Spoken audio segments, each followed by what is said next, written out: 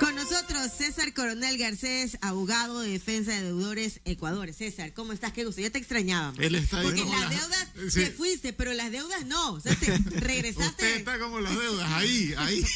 Bueno, muy buenos días, gracias por esta invitación, un fuerte abrazo para ustedes y a quienes nos están viendo a través de las redes sociales y nos escuchan también a través de Radio Élite. Y sin duda alguna, la preocupación del sobreendeudamiento es permanente y eso obviamente genera una serie de consecuencias que incluso van desde el ámbito no solamente legal, sino también familiar, psicológico, angustia, preocupación. Mucha gente hoy no duerme porque tiene deudas. Y sobre todo un tema importantísimo es el embargo, ¿no? Que es una medida que, si bien antes tú podría parecer lejana, ahora como con la situación con la que vivimos, resulta que todo el mundo tiene un vecino, un familiar, que porque cayó justamente en este tipo de situación y no ha podido salir, le embargan la casa. Tú ya ves que, por ejemplo, que hay carteles en donde, en el caso del IES, embargada. ¿Cómo poder entender el embargo? ¿Cómo funciona? ¿Cuándo se da? Y sobre todo, importantísimo, ¿cómo poder defenderte?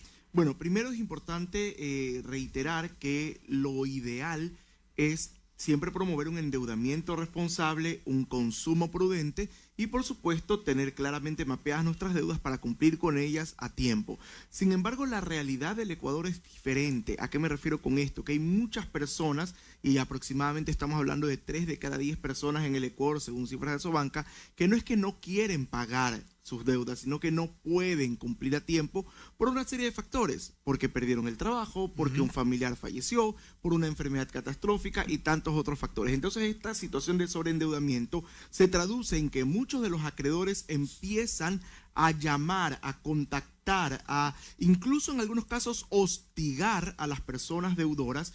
Y en esas llamadas, en esos mensajes, en esos correos electrónicos, a uno le dicen cualquier cosa. Entonces, el primer consejo de esta mañana es: no crea todo lo que le dicen, porque usualmente te llaman y te dicen, le vamos a embargar, le vamos a meter precio, le vamos a quitar la casa y tantas cosas que a veces, claro, la persona que no conoce de estos temas se aterra, le da miedo, piensa que es el fin del mundo, cuando en realidad es importante tener claro primero que el tema del embargo, que es una de las amenazas más recurrentes, se trata de una medida cautelar que puede ser dispuesta por autoridad competente dentro de un proceso. ¿A qué me refiero con esto? Que para que haya embargo tiene que haber o una demanda, si se trata de una deuda privada a nivel judicial ordinario, o debe haber una coactiva si se trata de una deuda pública. Entonces, si a usted lo están amenazando con que lo van a embargar y no le han iniciado una demanda en su contra, esa es una amenaza sin sustento alguno. Por lo tanto, es importante reiterar: el embargo solo se puede realizar dentro de un proceso judicial o de coactiva. Y además, el embargo es legal únicamente cuando se da por orden de autoridad competente. Porque a veces pasa, y le ha pasado a algunos clientes míos, que van por la calle en su carro y los llaman y les dicen que usted se ha atrasado una cuota en la deuda del carro. Por lo tanto, te cruzan otro carro en la calle y te dicen, bájese que me le llevo y le voy a embargar el carro. Perdón un ratito, ¿y dónde está la orden judicial? No, es que usted me debe, entonces preste para acá el carro. No, señor, sin orden judicial usted no se puede llevar el vehículo, y si lo hace es un delito, porque estamos rayando entre el robo y el hurto. Entonces, es importante reiterar y no caer en engaños: el embargo solo procede dentro de un juicio de coactiva o dentro de un juicio de la justicia ordinaria, y además procede cuando existe una orden de autoridad competente. Chicos. Doctor, ¿qué pasa cuando hay una persona que no puede cubrir las deudas, pero tiene intención de pago? O sea, no paga en su totalidad, pero igual trata de en algo ir cancelando. ¿Eso es visto por las entidades bancarias o por las entidades a las que se les debe de pronto?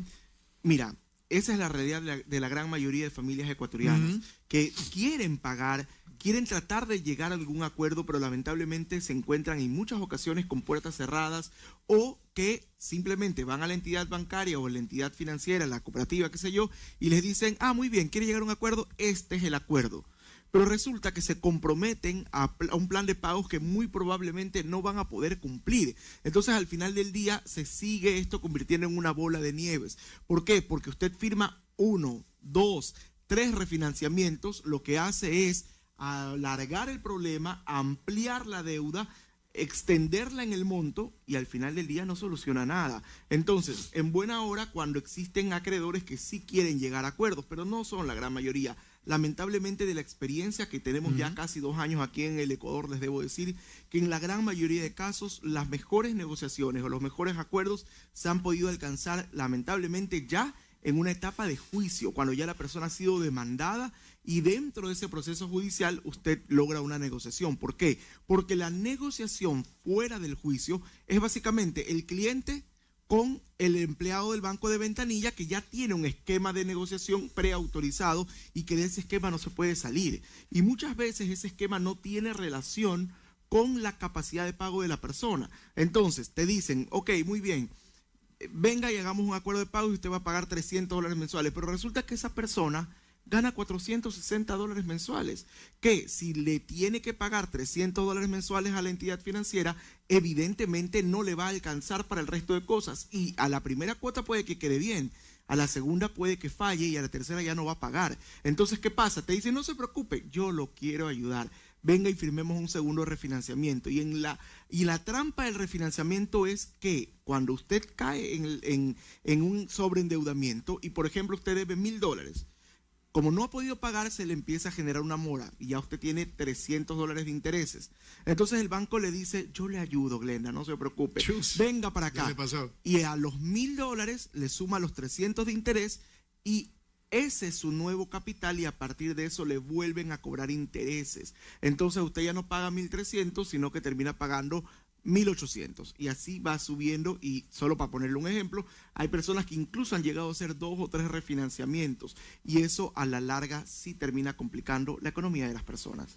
César, bueno, tú ya has mencionado que el embargo no es automático, que debe haber una orden judicial, pero también es importante señalar que una cosa es el embargo, otra cosa es el retiro de bienes e inclusive una cosa distinta es cuando un juez dicta tal vez la prohibición de enajenar, que es previo, ¿no? Coméntanos un poco más sobre eso. Sí, hay varias etapas, ¿no? La primera es la prohibición de enajenar, es decir, yo sigo teniendo en mi poder mis bienes, pero si mañana yo le quiero vender mi carro a Gabriela, no voy a poder. ¿Por qué? Porque tengo una prohibición ordenada por autoridad competente en el sentido de que no voy a poder deshacerme de ese bien, ya sea para venderlo, ya sea para donarlo. Primera cosa. Segunda cosa, el embargo. El embargo es casi lo mismo, sin embargo, en el caso de los muebles, me refiero a los vehículos, a todo lo que se pueda mover, este embargo también implica el retiro. ¿A qué me refiero con esto? Si el juez ordenó el embargo de su vehículo, ahí sí, con orden de autoridad competente, procede que lo paren a usted y le quiten el vehículo y este pase a un depósito judicial. Ahí sí implica el embargo, el retiro. Diferente es con los inmuebles. En el caso de los inmuebles, no procede el retiro inmediato, sino que a usted le ordenan el embargo, le ordenan la prohibición de enajenar, y esto significa que va a ir una persona del juzgado a su casa, le toca la puerta y le dice, señor, señora, su casa está embargada y le ponen un sello. Pero esto no significa de que la persona va a ser desalojada, no. Lo que pasa es que viene el embargo, luego del embargo viene un peritaje para saber cuánto cuesta el bien y de ahí se lo saca a remate. Ahora, es importante que ustedes tengan en cuenta, nosotros hemos hecho un estudio y de las cifras que arroja el Consejo de la Judicatura, que son las cifras oficiales, menos del 1%, es decir, el 0,8%, menos del 1% de los casos de deuda judicializados terminan en remate. Es decir, ¿cuál es la lectura? La intención del acreedor no es quitarte tus cosas, es cobrarte la deuda. Pero claro, recurren a todos estos mecanismos como forma de presión. Ahora, ¿qué pasa, César, asumiendo? Tú dices que es una situación muy recurrente, sobre todo por la situación actual.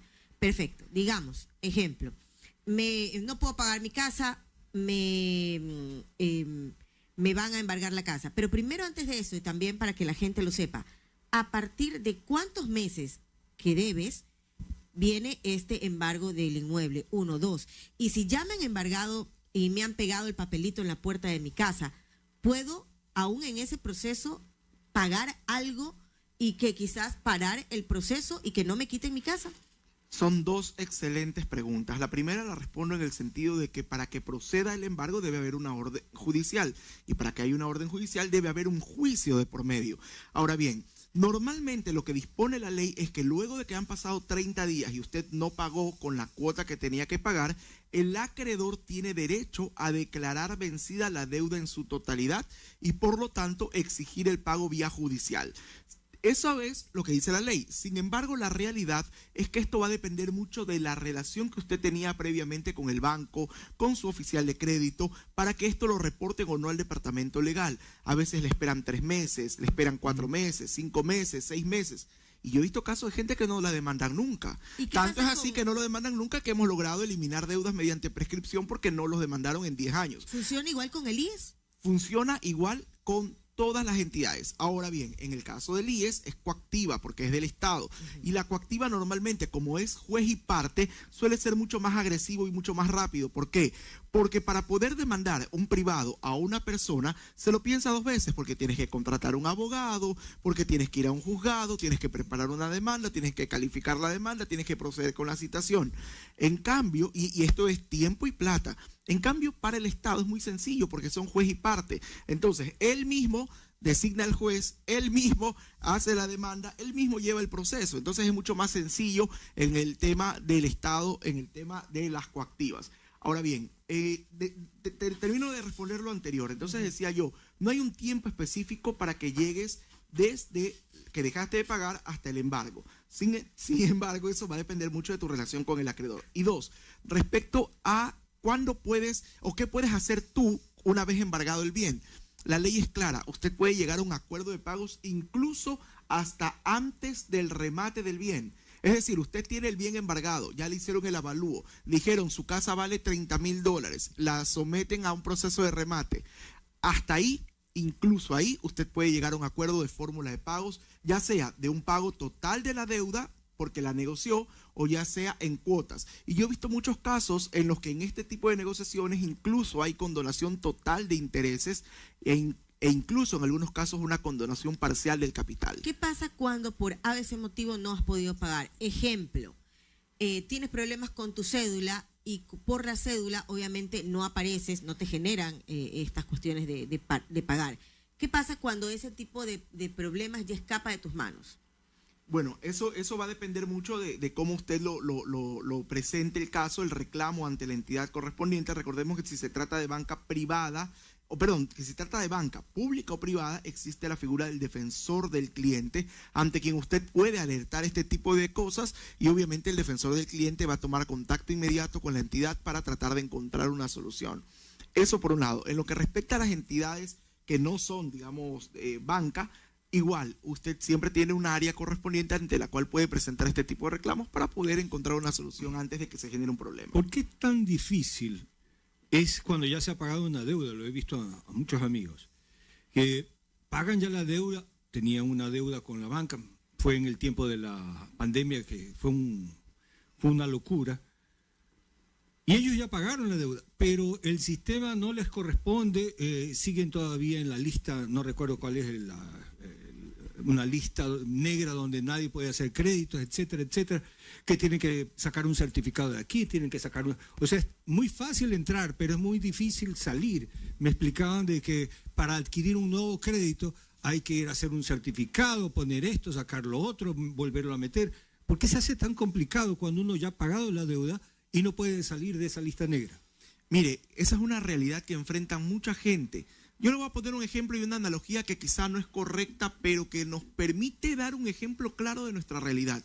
Si usted, Dios no quiera, mañana lo sancionan porque mató a una persona. El crimen más horrendo que hay es quitarle la vida a alguien. Usted mata a alguien, le dan 20 años de cárcel. Usted sale y 24 horas después de que usted cumplió los 20 años de cárcel, va y mediante un trámite expedito, en 24 horas le limpian su récord policial. Usted no hizo nada. Pero en cambio, usted se atrasa un día en el pago de una cuota y queda marcado de por vida. Y esta es una realidad que lamentablemente existe en nuestro país porque no hay normativas de segunda oportunidad, como por ejemplo si tenemos en Chile. En Chile, Defensa de Deudores trabajó justamente en una normativa que hoy le permite a la gente reemprender y tener una segunda oportunidad. En el Ecuador lamentablemente no existe. Y pasa lo que usted dijo, licenciado, y es que lamentablemente usted terminó de pagar la deuda y para poder sacar un nuevo crédito le dicen, espérese un ratito, es que su deuda cayó en castigo, por lo tanto los próximos 2 años no es sujeto de crédito. Imagínate lo que significa para una persona 2 años no poder sacar ni siquiera una licuadora. Pero está en la ley. El tema del castigo está en la ley. El tema del castigo la ley se ha hecho para castigar al ciudadano. Lamentablemente tenemos un marco legal que beneficia mucho al acreedor y castiga por sobre todas las cosas al deudor. Por otro lado, también es importante mencionar que si bien es cierto, el buró de crédito tiene unas reglas que deben ser respetadas. Por ejemplo, ninguna deuda puede ser reportada después de 3 años. Yo he visto casos de deudas que las reportan después de 5 y nadie dice nada. Tengo casos en los que también se supone que la actualización es trimestral. Yo ya pagué hace 6 meses y sigo apareciendo como deudor porque no lo reportaron.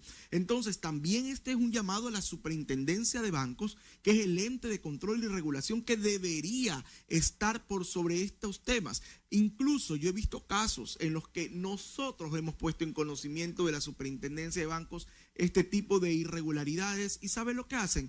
Muy bien, casi que, por favor, no sea malito, corrija. Cuando lo que debería hacer la superintendencia, porque tiene la potestad de hacerlo, es primero hacer un control anterior, es decir, un control automático y de oficio. Pero si ya le pones en conocimiento de esta autoridad una denuncia, lo mínimo que pueden hacer y deben hacer es sancionar a las entidades, pues, porque obviamente se están afectando derechos de personas, que al final del día una persona que tiene una deuda le dice, pero solamente se le reportó 3 meses más. Bueno, fueron 3 meses en los que imagínense si esa persona hubiera tenido una emergencia médica y no podía acceder a una tarjeta de crédito para pagar la cuenta del hospital. O sea, son cosas que hay que tomarlas en su amplia dimensión.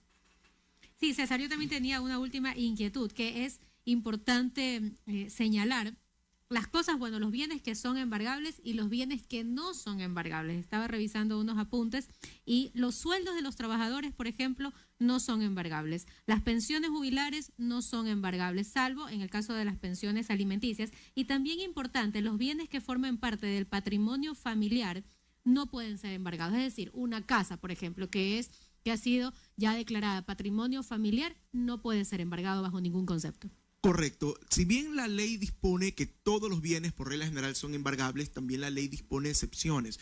Como tú lo has mencionado, el sueldo de la persona trabajadora, la pensión de la persona jubilada y prestaciones de la seguridad social no pueden ser embargadas.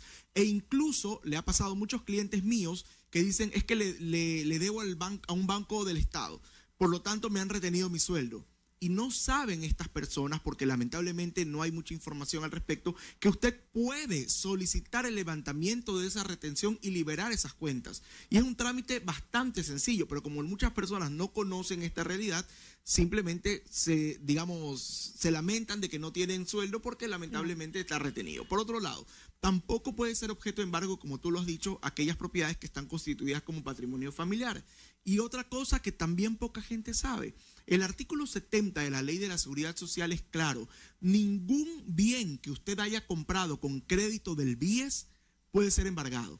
Entonces, si usted tiene una casa que está pagando con un crédito del BIES, no puede ser embargada porque existe una disposición especial en la ley. ¿Cuál es la acción entonces a tomar en el caso de las personas que se atrasan en el pago de su crédito hipotecario, por ejemplo? Bueno, ahora, en lo que respecta a los créditos hipotecarios, hay una gran mayoría de personas que tienen crédito hipotecario con el BIES. Y a ellos una buena noticia, y es que se acaba de reformar mediante la ley de turismo, para que veas cómo es la cosa que a uno le toca, aunque soy experto en deudas, me toca también leer la ley de turismo. Ahora también hubo una reforma en materia de deudas en la ley de salud mental, mira, solo para que tengas una idea.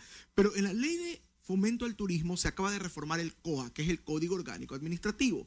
Esta norma regulaba el tema de las coactivas y los acuerdos de facilidades de pago. Disponía esta norma que para usted llegar a un acuerdo de facilidades de pago tenía que abonar el 20% de la deuda y el saldo pagarlo en 24 meses.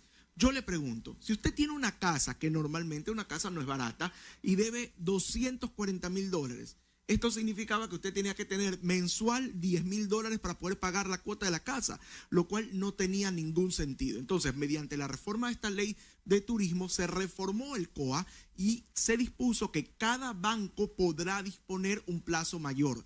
En esa orden de ideas, justamente hace pocos días, el doctor Luis Cabezas Cler, que es quien actualmente gerencia el Banco del BIES, emitió una disposición en el sentido de reformar el reglamento de coactivas para que las personas que tienen deudas con el BIES ya no puedan hacer acuerdos por 24 meses, sino por 360 meses, es decir, hasta 30 años, lo que es un alivio para las familias ecuatorianas, porque la intención del BIES no es al final del día quedarse con tu casa, sino recuperar esa plata, porque es plata de todos nosotros los afiliados a la Seguridad Social. Entonces, en buena hora que se ha hecho esta reforma. ¿Por qué? Porque le va a permitir a la gente llegar a un acuerdo que puede usted cancelar hasta en 30 años, y esto obviamente es un alivio. Imagínese una deuda en la que usted tenía que pagar cuotas de $10,000 mensuales. Oiga, ni el presidente gana eso, pues. Claro, sino que esas cuotas también son medias raras, ¿no? Porque en un préstamo hipotecario de 300 y algo, usted paga 100 por capital y el resto paga de intereses. Esa es otra cosa. Ese es otro porque tema. Lamentablemente mucha gente no lee las letras chicas cuando saca una... Oiga, y me ha pasado a mí, yo que soy experto en deuda, va al banco y me dice, abogado, le damos la última tarjeta de crédito, y uno emocionado firma, ni siquiera lee. O cuando compra un carro, o cuando compra una casa. Oiga, lo primero que usted tiene que revisar son las condiciones del crédito, la tasa de interés, si es una tasa de interés fija o variable, pero también la tabla de amortización. Oiga, yo he tenido casos de gente que me dice, abogado, ya he pagado 3 años, por lo tanto, multiplicando el valor de mi cuota, mi deuda es tanto. No. Veamos cuánto realmente usted pagó, y resulta que la gran mayoría de personas firma una tabla de amortización en la que cada cuota el 60% es interés y apenas un 40% es capital. Claro. Entonces resulta que después de 3 años usted sigue enterito con la deuda, porque lo que ha estado es haciendo servicio al interés y no al capital. Entonces eso también es importante, antes de obtener un crédito, leer las letras chicas y conocer sus condiciones en la totalidad. Me pregunta aquí un oyente, en el caso de un vehículo que tiene carta compra y venta notariada, ¿puede ser embargado? Si es que a ver, ese es un error que cometen muchas personas. Ahora creo que menos. Es vender el carro y no hacer el cambio de propietario. Por mucho que usted tenga la carta de compraventa notarizada, si en la ANT, que es el órgano que registra las transacciones, no está a nombre de la otra persona, del nuevo propietario, en teoría ese carro sigue siendo de usted. ¿Y qué pasa? Que cuando usted va a un proceso judicial, el abogado del acreedor lo primero que pide es certificado a la ANT para saber cuántos carros tiene Glenda. Y le va a salir el reporte de la ANT ese carro, aun cuando usted tenga la carta de compraventa firmada. Entonces, haga el trámite completo y evítese problemas a futuro, porque le ha pasado también a muchos clientes míos que resulta que tienen una deuda, el carro lo vendieron hace 5 años y el pobre nuevo dueño del carro que andaba transitando por la calle lo pararon y le quitaron el vehículo. Entonces es un doble problema, porque ahora usted tiene la deuda con el banco y la deuda con él que le compró usted su carro, porque obviamente le va a venir a reclamar. Incluso hasta lo puede terminar denunciando por una estafa. Entonces es importante regularizar esas cosas. Y las multas también. Y eso no hablemos también de las multas. Claro. ¿Y qué pasa si esa persona va en el carro y mata a alguien? Al que se lo llevan preso a usted. Importantísimo hacer el cambio de propietario, de vehículos. Sobre todo que a veces es lo que se queda, como lo has dicho, a veces se queda ese último paso que es tan importante. Se olvida. Decimos, tenemos la carta de compraventa, bueno, ya firmamos, yo tengo el carro, ya pagué, todo listo. No. Importante inscribirlo. Por supuesto, porque al final del día puede ser un problema gravísimo para ambas partes. César, como siempre, un placer conversar contigo. Siempre bienvenido. Muchas gracias a ustedes por la invitación y por supuesto recordarles que nos sigan en las redes sociales, @Defensa Deudores GC. Todos los días tenemos consejos útiles para la gente y si nos quieren llamar, 1-800-DEUDAS. Buen día.